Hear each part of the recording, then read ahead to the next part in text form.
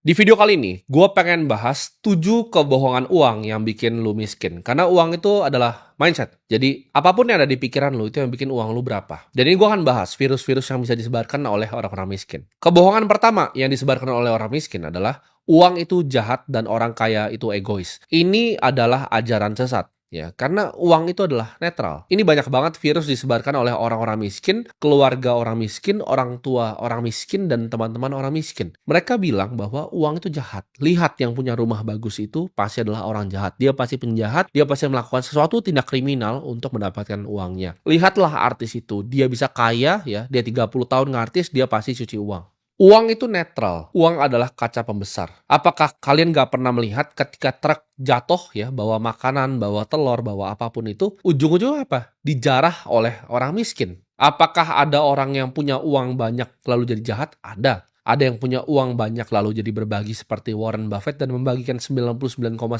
kekayaannya? Banyak juga. Orang yang bikin IKEA juga membagikan uangnya. Uang itu seperti api, bisa dipakai untuk memasak makanan dan bisa dipakai juga untuk membakar rumah. Jadi uang itu netral, jangan berpikir bahwa uang itu jahat. Satu-satunya yang ngasilin uang itu adalah hal jahat, cuci uang, korupsi, dan lain-lain. Itu adalah virus yang disebarkan oleh orang miskin. Semua itu selalu tergantung ke siapa yang memegangnya. Karena gue percaya kalau kalian pengen uang datang ke hidup kalian harus paham ya cara kerja uang dan kebenarannya tentang uang. Jadi jangan punya mindset bahwa uang itu adalah jahat dan orang kaya itu semuanya egois. Jawabannya enggak. Orang miskin juga banyak yang egois, banyak yang suka jarah orang lain. Malah kebanyakan kriminalitas di dunia ini dilakukan oleh orang miskin bukan orang kaya. Yang kedua, kebohongan yang banyak gue dengar adalah kerja keras sama dengan kekayaan. Banyak sekali orang yang gue tahu kerja sangat keras tapi nggak pernah kaya-kaya. Kerja keras itu adalah sesuatu hal yang mulia dan itu adalah awal dari kekayaan. Ya gue bilangnya awal dari kekayaan, tapi bukan sama dengan. Bukan lu kerja keras pasti lu menjadi kaya itu tidak. Dunia ini tidak bekerja dengan adil. Ada orang yang bekerja keras seumur hidup dia dari pagi sampai malam dan dia juga tidak kaya. Apalagi orang yang tidak bekerja keras sudah pasti tidak kaya.